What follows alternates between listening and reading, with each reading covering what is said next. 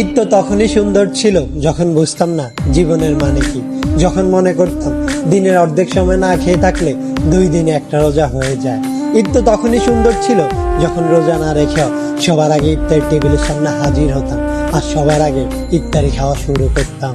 ঈদ তো তখনই সুন্দর ছিল যখন ঈদের নতুন জামা কাপড় কিনে দেওয়ার জন্য আব্বু আম্মুর কাছে কান্নাকাটি করতাম আর মনে করতাম কেউ ঈদের নতুন জামা কাপড় দেখে ফেললেই হয়তো ঈদ শেষ হয়ে যাবে।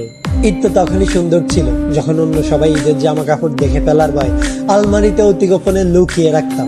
ঈদ তো তখনই সুন্দর ছিল যখন ঈদের দিন সবার পা ধরে সালাম দিতাম আর সালামের জন্য দাঁড়িয়ে থাকতাম।